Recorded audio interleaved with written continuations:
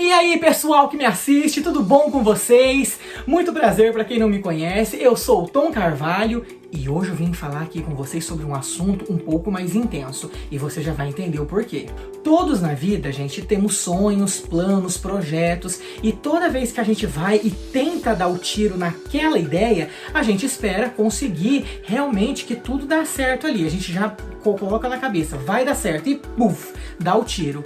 Mas do mesmo jeito que a gente pode conseguir sim se dar bem, também há possibilidades da gente não conseguir nada com aquilo e aí acabar tendo algum prejuízo.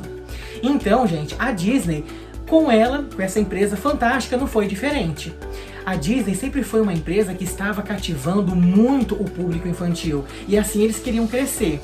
Até que eles decidiram comprar os direitos autorais de uma série de livros que foi ficando muito famosa lá na década de 70. E assim, né, eles, para poder preparar e querer fazer um filme muito bom, porque eles precisavam juntar as ideias daqueles 5 livros fazendo um filme só.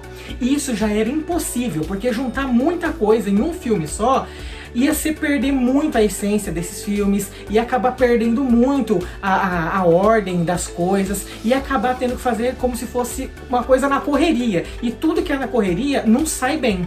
Por isso que, fazendo tudo desse jeito, a Disney acabou tendo um certo prejuízo. E se você está curioso para saber qual foi esse prejuízo, continua aqui comigo que você vai descobrir.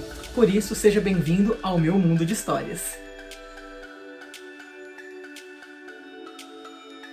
Bem, como eu já havia começado aqui falando para vocês, né, a Disney comprou direitos autorais de uma série de livros, foi tentar fazer um filme só, que estava juntando todos aqueles livros ali, né, são 5 livros eu acho, mas eles só, acho que pegaram inspiração de 2 livros, se eu não me engano. Mas, mesmo assim, era muita coisa para um filme só. E isso por quê? Porque a Disney não gostava de fazer continuações, então eles não queriam fazer um filme 2, um filme 3, um filme 4, não, eles queriam um único filme, e esse filme se chamaria O Caldeirão Mágico. O que você vai ver agora jamais deve ser revelado a ninguém.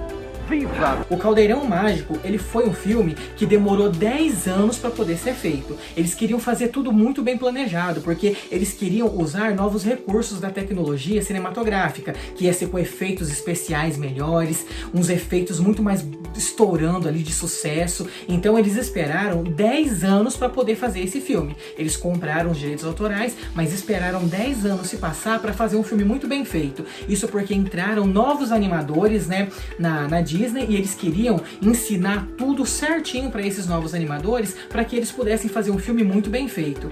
E a Disney estava achando que realmente esse filme ia ficar muito top, ia ficar muito show, e eu não vou mentir para vocês, o filme realmente ficou muito top e muito show. Ele foi lançado em 1985, eu não era nascido ainda, eu só fui ver o filme, né, muito tempo depois. E por quê? Porque eu descobri a história desse filme na internet, porque eu nunca havia ouvido falar desse filme. E por quê? Porque a Disney parece que tenta esconder esse filme. Eles ficaram envergonhados e tentaram esconder.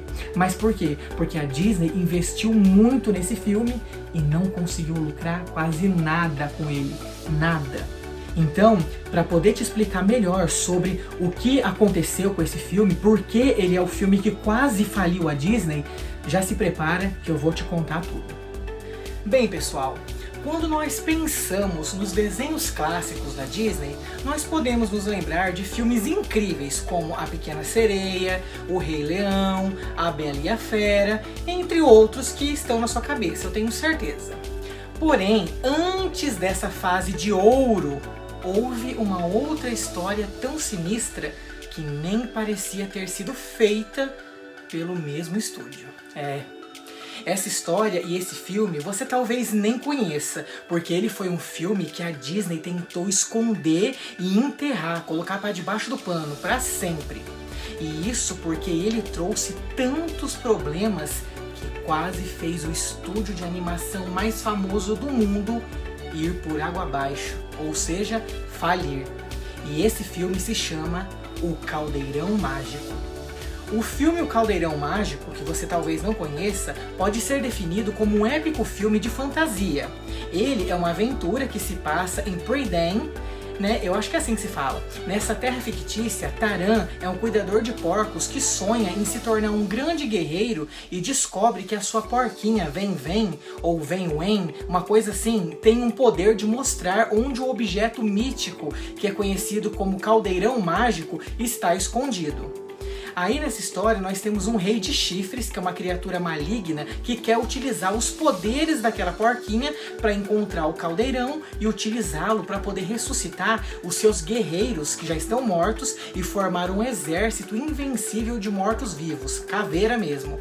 A missão de Taran é resgatar a porquinha dele, destruir o caldeirão e matar o rei de chifres com a ajuda dos seus companheiros.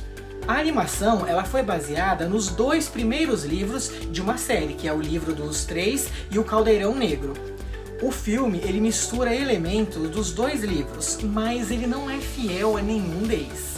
A década de 80 era o momento certo para um grande estúdio de animação como a Disney se aventurar em uma fantasia medieval lá na linha de, vamos dizer assim, quer se comparar com O Senhor dos Anéis e também com a animação do He-Man, que estava bombando, fazendo muito sucesso, porque esses gêneros estavam muito em alta, eles estavam realmente crescendo naquela época. Foi por isso que a Disney acreditou que fazer um filme como Caldeirão Mágico seria o filme que deixaria todos muito loucos, todos muito animados e que eles iriam amar os novos efeitos que foram colocados no filme.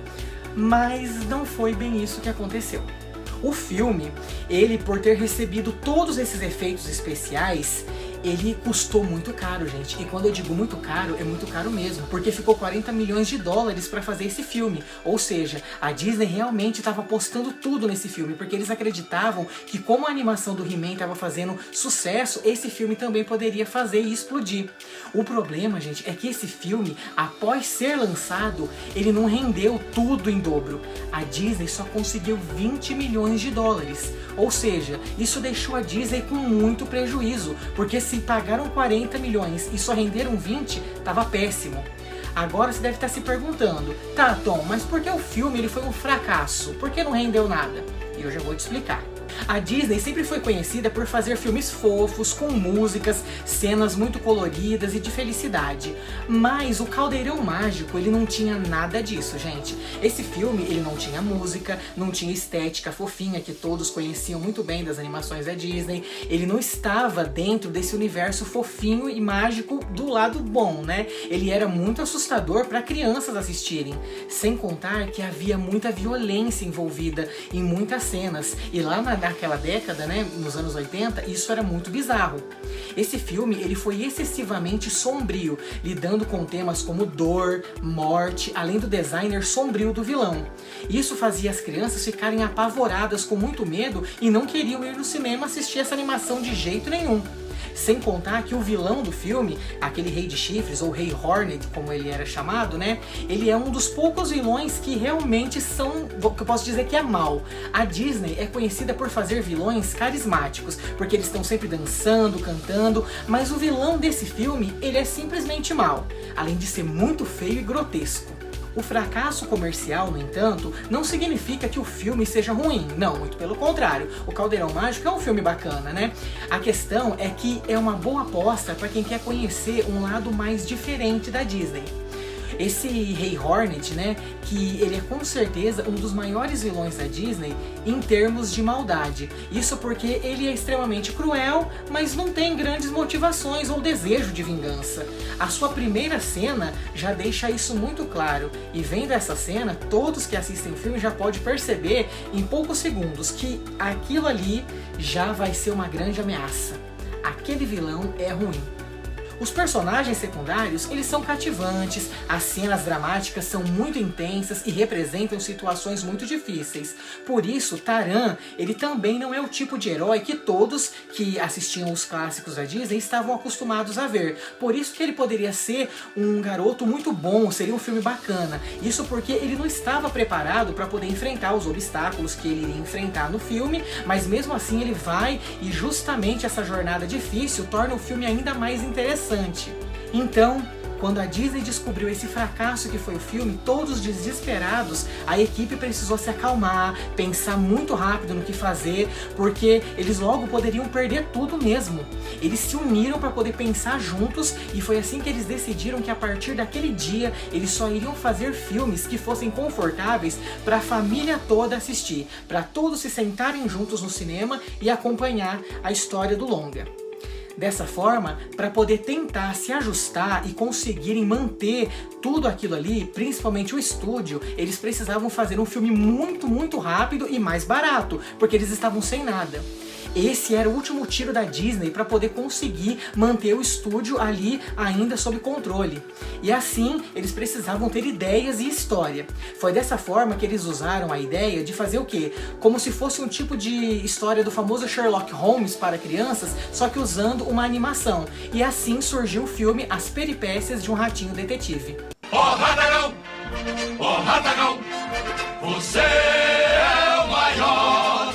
Esse filme conta a história do ratinho detetive Basil e suas investigações. O filme ele começa quando um fabricante de brinquedos, que também é um ratinho, ele é raptado por um outro rato chamado Ratagão. A Olivia, que é a filhinha desse ratinho aí, ela decide então contratar um rato detetive para poder encontrar o seu pai. E no decorrer do filme, a gente fica sabendo que o plano daquele rato maligno que raptou o pai da Olivia é raptar também uma rainha e se declarar rei. E aí, durante as investigações do ratinho Basil, conta que ele tá com a ajuda de um Dr. Dawson e eles acabam se tornando grandes amigos. O filme é muito bacana, é bem divertido e foi um filme mais barato, porque ele custou apenas 14 milhões de dólares para ser feito.